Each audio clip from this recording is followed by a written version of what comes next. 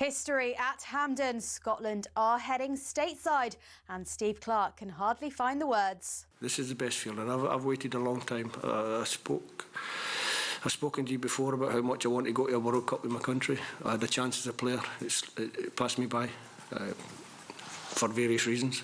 I'm going to enjoy myself tonight and tomorrow night and the night after that. And former Scotland midfielder John Collins believes no one deserves this more than Clarke. It's been 4 years, 8, 12, 16, 24, 27. Here we are. At last, we can put it to bed. The Tartan Army are going to be there where they should be. They brighten up every tournament they go to. Meanwhile, Danny Murphy says Scotland captain Andy Robertson could be Liverpool's best ever left-back. Robertson's been amazing, really. He's back in the team now for Liverpool for a reason, because they know how reliable he is and what a leader he is. In terms of longevity, consistency, the things he's won, okay, he's not won as many as people back when Liverpool win every year, but he's still been part of a really successful era and made that position his own for years. As Wales made the playoffs, Harry Wilson says the Cardiff Stadium will intimidate whoever they get.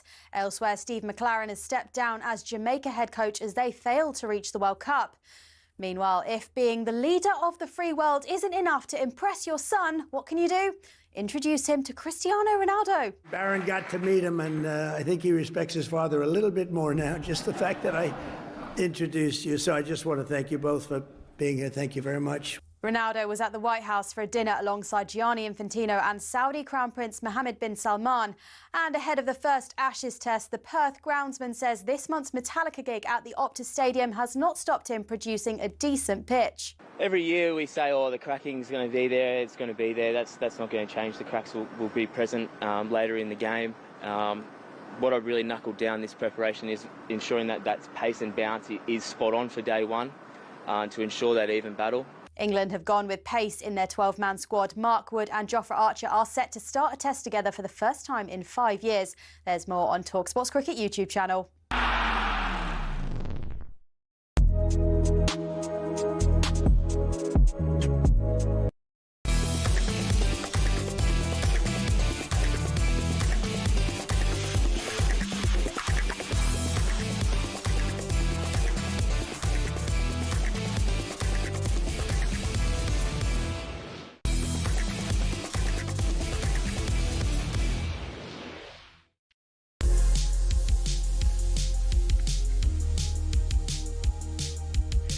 Hey, very good evening. It is kick-off and we are live on talkSPORT. I'm Sam Ellard with you until 10 o'clock this evening. From 8 o'clock, it is an Ashes preview show. After months of build-up, the wait is nearly over. In around 30 hours' time, the first ball will be bowled as Bazball faces his toughest and most important test yet. Darren Goff and John Norman, plus lots of guests, are with me from 8 o'clock for the big Ashes build-up this Wednesday evening on talkSPORT. But between now and 8 o'clock, I'm alongside the broadcaster and host of Inside Devils, Flex, bringing you your essential roundup of all the mornings and days' top sports stories. With the Premier League back on Saturday, Flex will give us the lowdown on its beloved Manchester United. We're going to get the latest from the world of rugby. Plenty going on. Elliot Daly will play for the first time since breaking his arm on British and Irish Lions duty in June as he starts for England against Argentina on Sunday. And we got all the latest from Arsenal's Champions League tie with Real Madrid, which starts at 8 o'clock this evening. It's a busy Wednesday evening on talkSPORT, and this is Kickoff.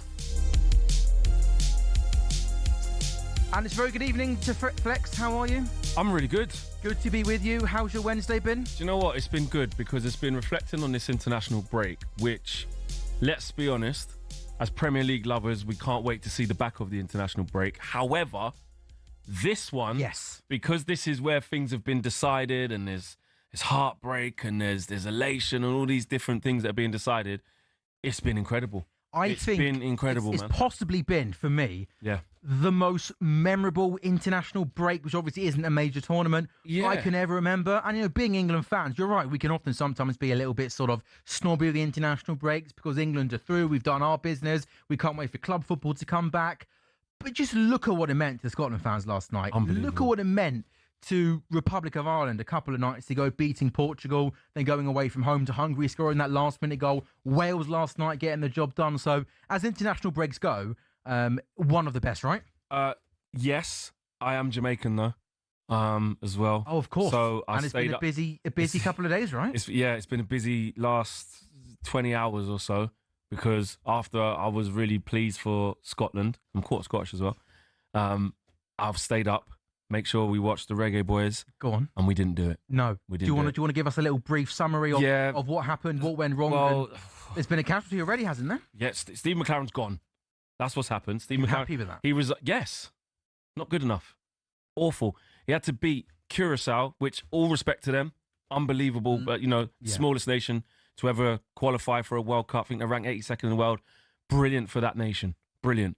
But one game at home at the National Stadium, with everything that's been going on in Jamaica as well, would have given all the people of Jamaica, of course, a massive lift after Hurricane Melissa. We just needed it, man. We just needed it. And 0-0. Hit the post 3 times.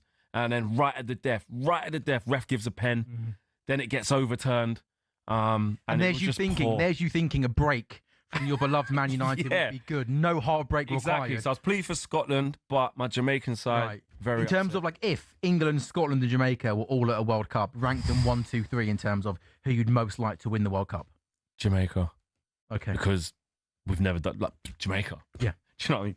Yeah. Then England. You're born in England, though, weren't you? Yeah, I'm born in England. Right. So but in terms of, like, my grandparents, parents, like, for Jamaica to win the World Cup, like, forget it. 2030, you will be there, I'm sure. Oh, no doubt about it. Believe, get the next managerial appointment right, and you'll be there. I tell you what, Flex, I've had a fun afternoon. What have you Obviously, been up to? the highlight. Oh, of I've my seen day actually. is Yeah, being with you today. But I was part of the H&J show this afternoon, which was a sixes social event. There's one literally on Bermondsey, 5-minute walk from the News UK building. Did the show there, and they of course got sort of like simulation nets at Sixes, where essentially it's like going to Flight Club or Putt Shack. Yeah. There's essentially you looking at a screen, and there'll be a guy, not a real person, but through the simulation, coming in bowling. And we had Darren Goff, Steve Harmison, Darren Bent, Jerry not bad Kimber, company, and our team, some decent company, going and having a hit live on the show. Yeah. Of course, the person that won was Darren Bent. He's that guy in school, isn't it? Like, just good at all the sports. So he can play football, obviously. He can play paddle, can't he? And then he picks up a bat today, and he's like, "I've got this." I'm like, Benty, I thought we'd get bowled. I bet he's probably really good at badminton as well. Probably. Yeah. Just stand and deliver. Bosh, bosh, bosh, bat down. So what were the ex-pros saying of, like, Goffey and Harmy? But what's going on?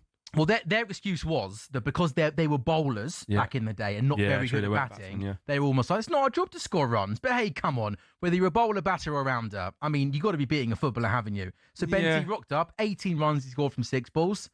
There we go, happy days. But hold on a minute, what's Sam Ellard got? I got 12. I got 12. Oh, that's not bad. I'll take 12. Of how many balls? 12. Oh, 6 balls. 6 balls. And what did you get the first time you done it? Yeah, okay, thanks Scott for that. Yeah, no, when the cameras weren't rolling, I had it hit. I somehow managed to get 0. What do you mean somehow? I got 0. Yeah, basically, yeah. I guess I didn't hit the ball hard enough or further enough. So if anyone, I really do recommend it. It's one of those things where even if you're not a massive cricket fan, you can go and get involved. We saw people come down there. Like, I think lots of work groups after work come down. You can have a drink, some food if you like to. Have a hit, and good fun. Nice. Ashes preview show coming up at 8 o'clock this evening should be good. Just thinking, last night, Flex, what Scotland did was pretty remarkable in terms of getting to that World Cup, how they did it. I've seen lots of people today talking about Scott McTominay, and a line that you hear a lot of is, I can't believe Man United let Scott McTominay go. What were they thinking? It's awful business. And it's like, I appreciate he's left the football club and gone on to do really, really well. But correct me if I'm wrong here. Like, Scott McTominay at Man United, for the best part of his career, was fairly average and never really seemed to ever almost cement his place in the team or see the best. I'm not saying that's all down to him, but I just find it quite almost a bit harsh that people use that as a stick to beat Man United with now that he's moved on and has been successful. Okay, so in football, we have revisionism loads, don't we? Right? Where we go, actually, that in hindsight, we probably shouldn't have done that. In hindsight, this, in hindsight, hindsight's a wonderful thing, right? Hindsight's a wonderful thing. The truth of the matter is Scott McTominay at Man United was only fairly average because he was played in a position that wasn't his position. Scott McTominay, as we're seeing, needs to be further up the pitch, licensed to get into the box and get on the end of things. Scott McTominay isn't a number 6 that sits in front of a back 4 for protection, dictate play, pass between the lines, and tempo set the match. That's not Scott McTominay. During Scott McTominay's whole Man United career, he was paired next to Fred in the infamous McFred, if you like that terminology, partnership. And And he was put there because of the need for physicality, because he can get about the pitch. But it really took away every other single strength that he has. And Ole Gunnar Solskjaer said this, even in the overlap, just gone. The arrival of Bruno Fernandes as well probably didn't help. Not probably, didn't help. Playing in his position. Because he's one of the best attacking midfielders in the league, if not the. So Scott McTominay was just misprofiled at Manchester United. In his last season, under Eric Ten Hag, he was coming off the bench most games. He got double figures. So the season he had last year in Napoli is a surprise because of how well it went. But in terms of McTominay scoring goals, when you give him a little bit of license to go get in the box, he's brilliant. He's really good at that. So it doesn't mean Man United should bring him back now, because you've got Cunha in that position now. You've got Mbeumo in that position now. On form, you're almost quite well stacked with numbers. Yeah, well stacked. But on form, if you was to bring Scott McTominay of this version back and play him in a left 10 now, in this construct, you get a lot more out of Scott McTominay. But for years, he was played as a number 6, and that's not his position. I have no shame in admitting this on talkSPORT, and it feels like people can give you stick for this. But I love seeing other home nation sides. I do. Make these. I want them all to do well until we play them. Oh, obviously. That's it. But I want them all to be at the tournament. That goes without saying. But I think back to Euro 2016 in particular. Yeah. And I know from an England point of view, we stunk the place out, which wasn't good. No. But Wales went deep, didn't they? Got to the semi-finals. Yeah, Republic of Ireland were at that tournament as well. And it just, I think, gives us here in the media more stuff to talk about. They travel really well. The fans are passionate. You can see how much it means to them. So I'm all for other home nations go. Obviously, I don't want them to be my team, England, but more the merrier for me, Flex. Yeah, I'm with you on that. And look, I suppose, depending on how patriotic you are and how involved you are with the different home nation rivalries, is how deep you can push it. You can really be against other home nations and vice versa, where some of the Scots might be like, I'd love for England just to not get to the tournament. England always think they're the best, etc., etc. Or you could be a passionate England fan that's just like, the Welsh, I just don't want them to get there. Me personally, I love it. At the last World Cup, when we played Wales, it wasn't great.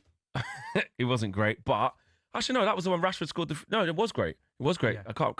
I was there. That was the World Cup. That was the World Cup. Yeah, in Qatar. Yeah. So when you play them in the nation, you want to do well. Yeah. That's fine. That's where I want it to kick in. Euro 2016. Was it Euro when Scotland 0-0? No, the England Wales game when I think Daniel Sturridge scored the last minute goal against them. I remember that. We watched it. Oh yes, that was an early afternoon game. That was absolutely remarkable. Drama, right? Yeah. See, drama. So I'm all for them getting there. And when we look at what Scotland did last night, wow. I watched the game start to finish. It had everything. Well, speaking of Scotland, their centre back Scott McKenna joined White and Jordan earlier on today and spoke about the emotions of the game. No, I think it was an absolute roller coaster. Obviously, we started the game very positively. Big Scotty scores one of the best goals I've seen in person, and then Denmark come into the game and control it pretty much all the first half. And when they get the equaliser, you're thinking, right, we're up against it. We take the lead, they go down to 10 men, and we equalise again, and we think we're in a bit of trouble. But to score in the 93rd minute and the 96th minute to get the country to a World Cup, it's just an unbelievable feeling. And almost the great thing for them, England go into these tournaments, don't they, with pressure on them. So we have to win this tournament, otherwise it's going to be deemed as failure. Yeah. Whereas Scotland can go in there, right, and they can have a free hit. They have. I don't mean that free hit, but need to be getting out of the group because the last few times they've got to a few major tournaments. That's the next step now. But with what Steve Clarke has done with his group of players, I was speaking to some Scottish journalists earlier, saying he's the best manager Scotland have ever had. He's got them to 3 tournaments. They can be no argument with that, can they? 2 Euros now, and of course now the World Cup. And he's reset Scottish football. And when you look at some of the experienced players they've got, some of the Hanley's still going. Craig Gordon still going in his 40s. Unbelievable. I know that the regular keeper got injured, but 42 years of age in net. Unbelievable from him. But you look at people like Andy Robertson, who's won it all. Scott McTominay, who's been at big clubs and knows what to do. John McGinn, unbelievable character, unbelievable player for Aston Villa. Good players as well, not top just player, experienced players. Top player. Yeah, these are good players. So I think it's just really good to see what they did, and the way a penny for the thoughts and feelings of the fans though, of the Scots, man. Like for elation 3 minutes in, you're thinking, right, this is brilliant, and you watch Denmark and they did dominate.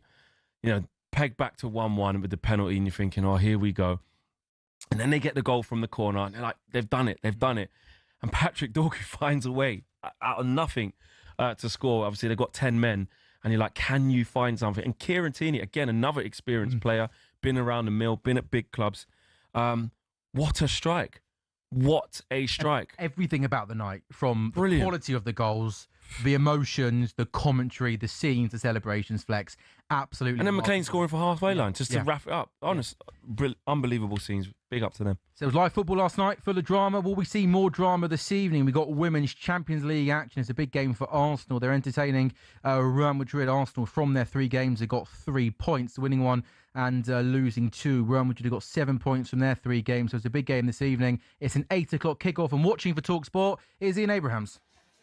And the game taking place right opposite where EastEnders is being filmed, but Arsenal could do without any drama. Thank you very much tonight. They were 2 up, but lost 3-2 last week away to Bayern Munich, and then were held in the North London derby 0-0 at Spurs at the weekend. René Slayers makes 3 changes to that side. Out go Beth Mead, also Ford and Blackstenius. In come Frida Monham, Chloe Kelly and Olivia Smith. So Van Dam Solar is in goal. It'll be Fox, Wubben-Moy, Catley and McCabe across the back. Cooney Cross and Candelte are in midfield, with Manham just behind the front 3 of Kelly one side, Smith the other, and Alessia Russo right through the middle. Arsenal have 2 games left after this, 1 at home and 1 away. They need to win this one in reality. It's Arsenal against Real Madrid here at Meadow Park. Thanks, Ian. You're listening to Kickoff on talkSPORT with Ladbrokes, 18+, at gambleaware.org. Now make sure you set your alarms for 6 o'clock tomorrow for the greatest gabotage on radio. Aston Villa's second highest Premier League goal scorer, Gavi von Lahore, is on enemy ground as he brings you the breakfast show live from the Birmingham City training ground. I'm sorry, how on earth How's this happened? to the training ground, right? Yeah. I think Who set this up? Well, whoever's done it's done well to get, unless they're just lying to Birmingham. Gavi got security as well.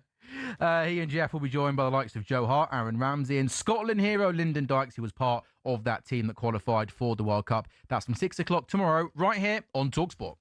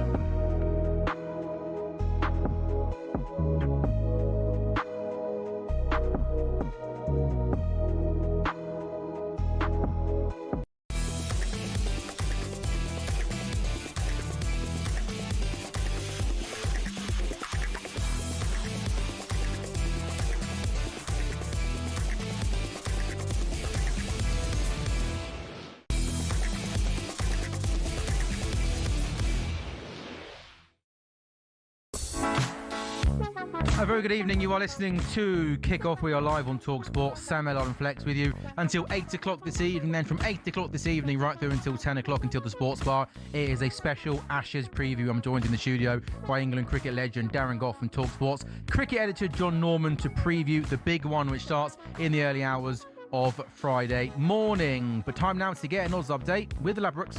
Odds update on talkSPORT with Ladbrokes. Get a free bet every week of the season and a big boost every day. That's Ladisfaction. Minimum £5 bet. Conditions apply. 18 plus gambleaware.org. And it's a very good evening to Nicola McGeady. How are you, Nicola? Good evening, Sam. I'm good. I don't think I've been on the show for at least a year. I was on mat leave, so go easy on me, please. Oh, wow. No, well, I mean, I don't normally host this show, so it looks like we'll try our best to not mess this up then in the next 5 minutes, okay? Yeah, exactly. Baby brain is leaving. Yes, exactly. Pressure's on both of us there. So we know that England will be at the World Cup. We know that Scotland will be at the World Cup. What price are Wales to qualify for the World Cup? Well, look, Sam, you know, as international weeks go, this has to be up there with one of the best, probably the best in living memory for me as an Irish person. You know, there was so many great games and stories to emerge. You know, Norway's incredible win over Italy, but we don't care about that. We care about Wales, Ireland, Scotland, Northern Ireland, and Wales. Obviously, they, you know, absolutely annihilated North Macedonia 7-1. And that win means they're, you know, in a great position for the playoff with home advantage. So they're 2-1 to qualify. So there'll be plenty of punters looking to back Wales. But, you know, speaking about Ireland, I think I've watched Troy Parrott's last goal at least 50 times, followed by lots of videos on Instagram celebrations. I'm hoping, you know, that momentum can continue. You know, Ireland, they've defied the odds time and time again to get to this point. It would be incredible. We're 7-2 to qualify. Before the Hunger Game, we were 12-1. So hopefully that momentum we've got carries through to the playoffs. And there's definitely plenty of support here in Ireland for them in terms of money at 7-2. And then, of course, Northern Ireland, they're in with a chance due to their Nations League performance. We'll find out the draw tomorrow. So fingers crossed, you know, that we all these sides can get good draws and we go at it with a fighting chance. You were probably in dreamland, Nicola. You probably couldn't believe what we were watching, right, over the last couple of days, beating Portugal and then that last minute win against Hungary. I mean, literally two of the most My little ridiculous baby was beside me, and he's seen a completely different side to his mother, which ended in tears. But we won't talk about that. And also the baby, like he's got no idea how good he's got it, right? He's watching Republic of Ireland winning games of football, and you've gone through years and years of pain, haven't you, right? What a time to be alive for Tom. There we go. Good on Tom. Any patriotic punters backing Scotland in the World Cup? I'm sure there's been a few people that have had a couple of pounds on a pretty big price, I'm guessing. A big price, but, you know, like the Irish, I feel like, you know, the Celts, the Scots, the Irish, we always back ourselves no matter what the price is, even if it is 150-1. It was an incredible night for Scotland to off to the World Cup for the first time since '98. Some punters are even requesting on Steve Clarke being knighted. We've had that today at 3-1. But yeah, look, there's no doubt punters will have a small flutter on Scotland at 150-1. Huge odds. But good news is that we make them 5-6 to qualify from their group. So yeah. Plenty of optimism around Scotland as well. A fun international break, but we're also looking forward to the return of the Premier League this weekend, aren't we? We've got 4-5 months now of Premier League football until we stop again for the next international break in sort of March time next year. And I guess the big one this weekend, really, Nicola, is the North London derby. Arsenal, Spurs, Arsenal top of the table and flying. How do you price this one? Yeah, really looking forward to this one. You know, we know tensions are high in these types of clashes. Anything can happen, but Arsenal, they're going to be really well back to extend their lead at the top of the table. Right now, they're the clear 8-11 favourites for the title. On Sunday, we expect, you know, nothing less than 3 points for the Gunners. They're 2-5 in the match betting. Spurs are 7-1. The draw's 18-5. It's even money both teams to score, but it's more than likely that won't be the case at 8-11, despite some injury worries. But, you know, I just think Arsenal's strong home form puts them very much as the clear favourites in the match betting. 2-5. You know, pretty short. That price will probably be very popular in the ACCAs over the weekend. Yeah, hard flex, isn't it, given how solid Arsenal are defensively. I know they conceded 2 against Sunderland, but I think Arsenal on home soil should have too much quality. I think so. I saw Spurs last out in person. The attack is just a little bit not toothless, but it lacks imagination. I know Arsenal have got Gabriel out, which is something, but I see Mascara going in there with ease. And I can't see how Spurs win. Can't see it. Not the Emirates. No. That's Sunday 4:30. Friday morning, Nicola. I am absolutely buzzing for the Ashes. First Test match, Perth. Early hours of Friday morning. It's a 2:30 start. I hope your alarm's going to be set. Come on then. England to win the Ashes, Nicola. What price have you got for me? Well, look, the odds don't bode that well for them. The hosts are 4-11. Sorry, but look, there's plenty of people who'll be supporting England. Unfortunately, most of the money right now is going for the hosts, the 4-11 to win the series. We all know it's going to be so hard to beat them, and that's reflected in the price. But England, they're 2-1 to pull off a win and regain the series. A 3-2 win for the hosts is priced at 11-2, with many, experts putting that down as their tip, including our very own ambassador, Darren Goff, who's going to be on with you guys. So hold him to that 3-2 that he said to us and see if he's still going with that. He did say it pained him to say it, but that's where he kind of put his predictions. But in fact, Australia 5-0 is the biggest liability in the correct score market at 7-1. But I'm sure, as I said, the support for England will start to get this negativity away from me, Nicola. I mean, this is outrageous. Nicola doesn't make the odds. Come on. Exactly. I'm blaming you for people backing 5-0. Blame the people, mate. Blame the people. What are people doing? Nicola, a year away, you absolutely smashed it. Welcome back. Thank you so much, Sam. Thanks, guys. That was a look at the latest odds with Ladbrokes, 18+, gambleaware.org.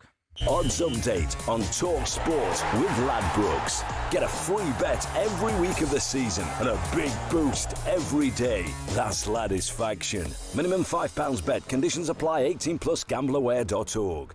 Now, you may have heard football finance expert Kieran Maguire on Kickoff last night, and the focus on the cost of football for the fans. Kieran was discussing Premier League tickets being resold on third-party ticket websites at huge prices and the government aiming crackdown on this practice for entertainment events. Well, today, Labour announced the new rules that will make it illegal to resell tickets for sports and music events above the original cost. But these rules do not cover football matches, so plenty of fans risk paying way over the odds to see their team or be priced out of tickets that have found their way to the resale sites. So what do you make of that, Flex? You're obviously a Man United fan. You work in the industry. You're also a season ticket holder. You pay for your ticket. You're a match-going fan. Yeah, and I think fans need to be protected. I think there's far too much of this going on where people are getting outpriced. People are getting taken advantage of, their love of their team, their love of the game. If you can afford it, people will pay extortionate prices, sometimes for counterfeit tickets that aren't even real as well. Sure. But in this case, something needs to be done. I think the supporters, they need to be protected against this type of situation. So that's music to my ears. You read about it, or everybody knows somebody that knows somebody that's, paid over the odds on resale sites to make sure they go to that dream event. I understand it. You want to take your family, you want to take your kids, you want to take, your friends, etc., to places they've never been. But it shouldn't be at the expense of, what the ticket doesn't cost. I understand a lot of, demand outweighs the supply, but they need protecting. Flex, well said. Completely echo those thoughts, and well said, my friend. It is coming up to 7:30 on talkSPORT. This is Kickoff. And with Flex in the studio, well, coming up next, we'll take a deep dive onto his beloved Manchester United.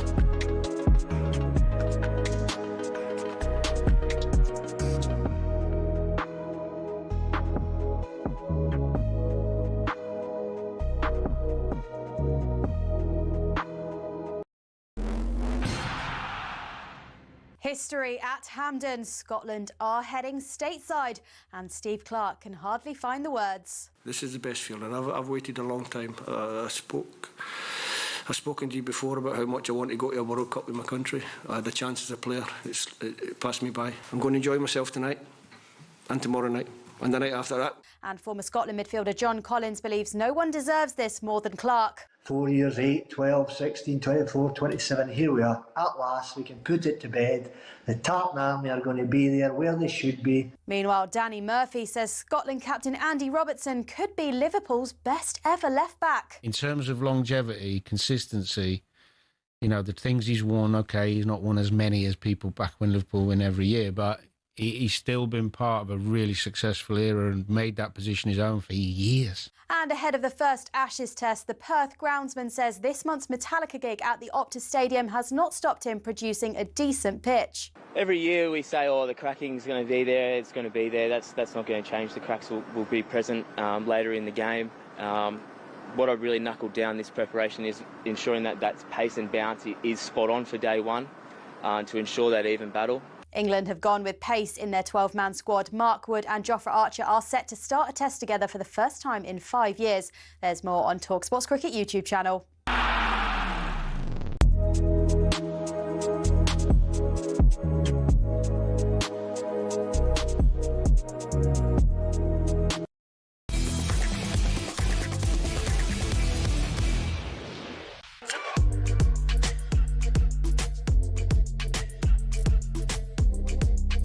A very good evening. It is talkSPORT. It is kickoff. Sam Ellard and Flex with you until 8 o'clock this evening. Then from 8 o'clock, we're doing a big Ashes preview all ahead of the first Ashes Test match that starts in the early hours of Friday morning. Now, be honest, Flex. Yeah. Low key. Yeah. You want in, don't you? I want to know what's you want in on this big Ashes. I'm trying to look in with keen eyes to assess where we're at. Okay. And see what's going on. Haven't watched cricket in a long time. When was the last time do you think you watched a game of cricket? I haven't watched one in its full entirety. Yeah. From beginning to end. Yeah. But when the West Indies used to be good, because my granddad used to make me watch it. Oh, so I'm talking okay. Brian Lara. So we're talking many years ago. Right. Yeah, goodness me. You won't like what the West Indies are doing now, will you? No. Oh, I know they're me. not good. No, they're not good. Maybe me and you can do a special on the where it's gone wrong in the for the West Indies. Yeah, exactly. That's coming up from 8 o'clock this evening on talkSPORT. But time now, though, to take a look at the latest football action with Ladbrokes.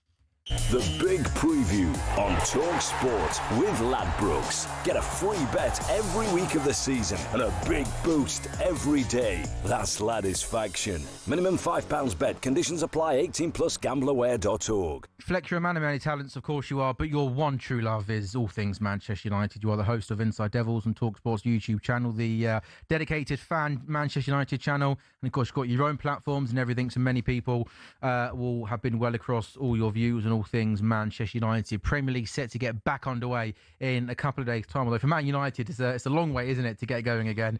I know your fans aren't happy with all these Monday night games you've got coming up live on talkSPORT. Man United versus Everton is an 8 o'clock kickoff. But if I said to you at the start of the season, Flex, that you'd have gone in to the third international break of the season, 7th in the Premier League table on 18 points, 4 points behind second place Man City. I think that's the key. I think you'd have snatched my hand off for that. Not necessarily that only being that far off City is the benchmark is the key, but just in terms of being on that cluster of points of 18 points in and around where everyone's fighting for Europe. That's where I would have liked Man United to be. That's the objective that I'd set for Man United before a ball was kicked, that we need to be getting back into Europe, whether that's the Europa League. I know the Conference League is there, but I'm really looking at sort of Europa League minimum. And of course, a push to get into the Champions League. With one game a week, Manchester United spectacularly put themselves out of the League Cup against Grimsby. So there's even more time and even less games. So I don't see why that's not a realistic, situation to aim for. It's been a good few weeks for Man United. You won 3 in a row and then drew a couple of games. Then you Manager of the month, player of the month, mate. Man of the month, player of the month. Brian Mbeumo, wasn't it? Yep. Player of the month. You did draw your last 2 league games, but unbeaten in 5. And kind of before you went on that run, there was, real sort of speculation around Ruben Amorim's future. And I'm sure you won't mind me saying, but we've done shows before. I think at that time, you yourself were maybe almost a bit like, come on, maybe enough is enough now. But what do you think has gone right in the last few weeks? What's been kind of the main reason or two for your upturn in form over the past few weeks? I think, first of all, the players have given a better account of themselves. I think they're starting to understand more what Ruben Amorim's asking them to do. And when you get that understanding and then you get results that go with it, you get confidence, right? So the confidence has been good. I think Sonny Lummons, the goalkeeper, has been a big part of an era of calmness at the back. He hasn't done anything outstanding, Like he's came out and caught crosses. He's made saves. He's doing the basics well. He's just doing the basics. The other two goalkeepers didn't. But the bar was so low of Altay Bayindir and Andre Onana that the only way was up. And actually, to see how he's come in with a cool head, he's in his early 20s. He's just made his debut for Belgium in this international break. Learning off Courtois is not bad, is it? And Matt Sells. And he's brought a big calmness. And Brian Mbeumo, the fact that the form that he's in is another reason why we've been good. So couple all of that and the big win at Liverpool. Massive, massive win. It just gave everybody a lift. Like when there's a point in time where a team/manager needs like a real statement win. And that was it. Manchester United hadn't won at Anfield for the last 9 years. So that was good as well. So I just think a culmination of all those things. There's still some naiveties. There's still some issues. I was with Sam Matt Face after the game against Spurs, and he asked Ruben Amorim, about how we're doing. And Ruben's very quick to sort of suggest that people say we're improving because of the results, but we are very far from where we want to be. And I think that's fair. There's still some issues there. We're still conceding goals. We've only got 1 clean sheet all year. You can look at it like 2 points dropped against Spurs from a winning position against Forest as well. But to go 5 games unbeaten from where Manchester United were, which is 1 game away from catastrophe so often, is progress. There's some Ruben Amorim quotes. Man United's next 5 games, by the way, Flex, are all live on talkSPORT, so talkSPORT, the place to be. Amorim has been speaking with some media outlets, which have some quotes that have been doing the rounds here in the UK media.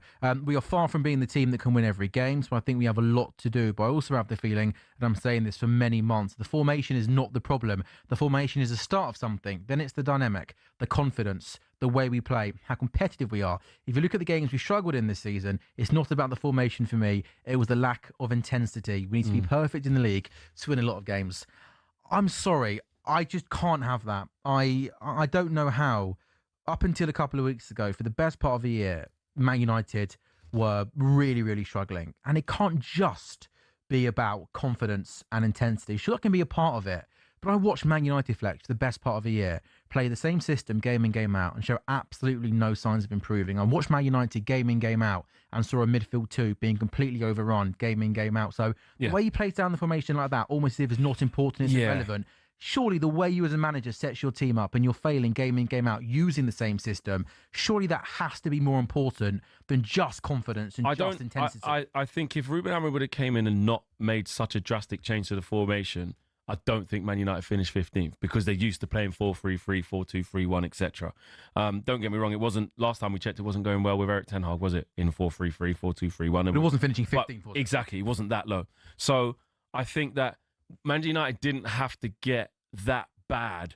The reason why was because of the persistence with doing it this way, with this formation, when players weren't comfortable, they didn't know what they were doing. Like you say, teams were working Manchester United out. You're getting opposition players, opposition managers talking about how to exploit Manchester United within this system whilst they were still not knowing what to do. Now, there's an upturn in what Man United are doing. One, because you've gone through that record low and you have got more experience of playing the system. 2, Man United have just bought better players. The 4 signings we made this summer, Sonny Lummons, Brian Mbeumo, Benjamin Sesko and Mateus Cunha, by proxy, have made Manchester United better. I know Benjamin Sesko has been sort of in and out and managed quite well. He's a young player. I think there's been way too much made about him doing poorly. I think there's way too much. I think Man United fans who watch him week in, week out will understand we've got a good young player there and we've seen some good bits and some bits he needs to work on. That's fine. But Cunha and Mbeumo have been transformational, as has Sonny Lummons. So you've got a better goalkeeper. You've got better 10s. Bruno's been moved out of the 10. He was a phenomenal 10 into midfield, but that's more dynamic. It's more mobile. So you've got better players Ahmad's taken to his position a lot better and striking up that partnership with Mbeumo. So it really is time. Time is actually what's let them get better. So I do agree with what you're saying. The system isn't nothing to do with it, because clearly they were struggling. Clearly some players were left on an island, confused, not knowing what to do. But Amorim's pushback to that is, like he said, quote, that we have to go through this now to be better in the long run, to be better for it this time next year. And actually, you know, I think if you take off your biased hat or take off your opinions of you might not think he's the right man, Man United are showing improvement now. So it would back up his theory that give me time, give the players time, let them get more confident, let them understand what I'm asking them to do, let me buy some more players, get rid of the players that I don't want, and start to build.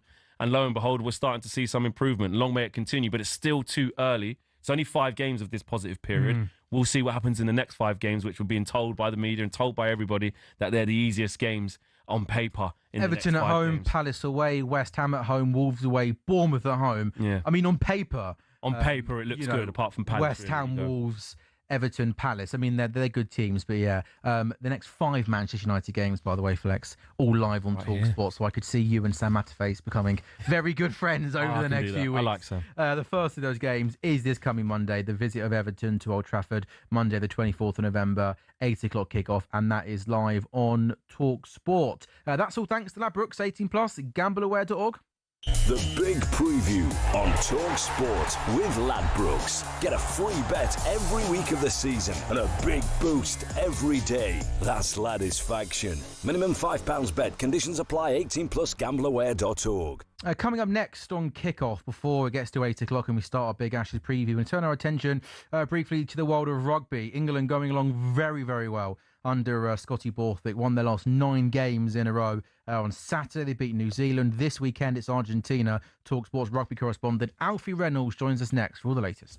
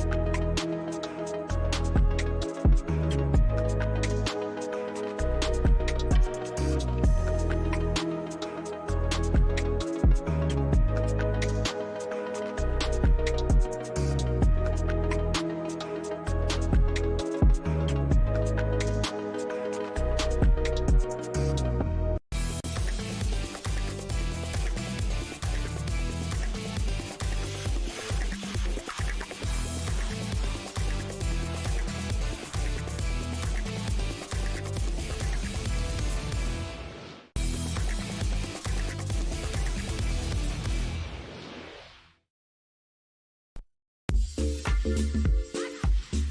very good evening. You're listening to Kick Off on talkSPORT with Ladbrokes, 18 plus, gambleaware.org. It's Sam Ellard and Flex with you until 8 o'clock this evening, and then we're doing a big Ashes preview from 8 o'clock until 10 o'clock. Double Ashes winner Darren Gough is with me in the studio, as is talkSPORT's chief cricket correspondent John Norman. But let's now just turn our attention to the world of rugby, Flex, because it's been a really, really good couple of weeks in the autumn internationals for England. They beat New Zealand well on the weekend. They got off to a bad start, found themselves 12-0 down, but ended up coming back to win. They won their last 9 games in a row. This weekend on Sunday at Twickenham, England facing Argentina. Delighted to say the talkSPORT's rugby reporter Alfie Reynolds joins us live on talkSPORT. Alfie, how are you? Yeah, Sam, Flex, evening boys. Very well, thank you, very well. Good man, Alfie. Just before we talk about the team news for the game this weekend that was announced a couple of hours ago, I know you were there for the announcement. Just kind of put into perspective how good this run is. And how far this England team can go in the sort of the months and years to come, you know, the next World Cup in 2027. Yeah, well, I suppose for the Steve Borthwick project, if we can call it that, who's been head coach since 2023, this is comfortably the best England have been playing, comfortably the best run that they've been on. And it's a run of results that they've needed, really. 2023 was a strange one because he took charge in a World Cup year. It was a very short-term project to build to that World Cup in France. And then it was kind of after that, 2024 last year, was looking to start building towards the next World Cup and trying to win now. 2024 was tough. They lost a lot of games, particularly against the best sides in the world. 2025 has been excellent. The only game they've lost so far was the opener in the Six Nations away in Dublin against Ireland, and they haven't lost since. 10 games in a row. So for the Steve Borthwick project, it's been absolutely essential. I think it's the first time in a long, long time, really, arguably going back to 2019, that I think you could say it's an England team that really look like serious business and are really on an upwards trajectory, capable of competing and beating the best teams in the world. So I think for England fans, it probably feels like it's a long time coming. It's been really exciting. What about the challenges ahead, Alfie? I know vaguely that beating the All Blacks is something that, you know, is prestigious in rugby, something that's difficult to do. But they face a different test against Argentina. How different is that? And is it more of a difficult task than beating the All Blacks like they just did? It's a tough one, Flex. So in terms of, you're right, that the history is England first played the All Blacks in 1905, and Saturday was only the 9th time in that period that England have ever beaten them. The 9th time since 1905. Yeah, it's incredible, isn't it? 47th time. That's a lot of L's, isn't it? That's a lot of All Blacks tries.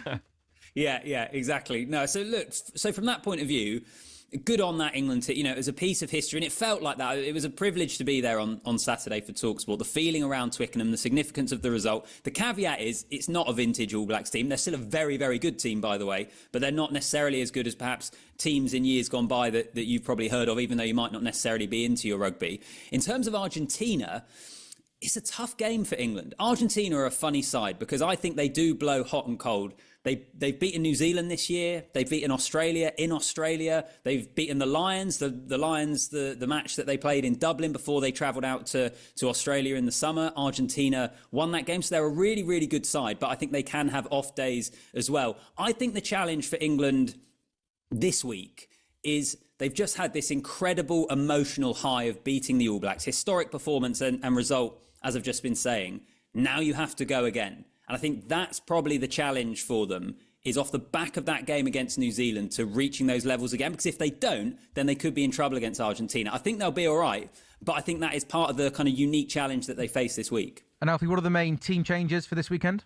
Yeah, so 6 changes from the side that played New Zealand. Some of those we knew about already. Tom Roebuck, Ollie Lawrence, Jamie George had all dropped out of the squad injured. So 6 players come in. It's a fully changed front row, which is Ellis Genge, Luke Cowan-Dickey and Asha Opoku-Forjaw. And then in the back line, Ben Spencer and Henry Slade comes in. And Elliot Daly comes in onto the wing. The first rugby he is going to have played since that Lions tour. He was in superb form in Australia in the summer, and he broke his arm in one of the warm-up games in Brisbane against the Reds. It was the end of his tour. He hasn't played for Saracens yet this year, but he has finally recovered. He's been in training with England the last few weeks, and so he's going to be taking to the pitch as one of those 6 changes. Alfie, what's the expectation now? So you've spoken about, you know, the run that this England team's on, how well the manager's done, the players, etc. That obviously should come with expectation now. Are England expected to be going to the World Cup in 27 and being one of the favourites? Do we need to calm it down a little bit because there's still other nations out there that are tougher to get past? What's the expectation levels now? Well, I think that has to be your expectations. You know, look, England are a big nation. They're not quite there yet, but that should be their aim at this moment in time. You look at some of the results they've picked up this year. It should be to kick on from here. So the immediate thing is Argentina. They want to end 2025 on a winning note, on an 11-game winning streak. You start looking ahead to the Six Nations at the beginning of next year as well. They've got Ireland at Twickenham.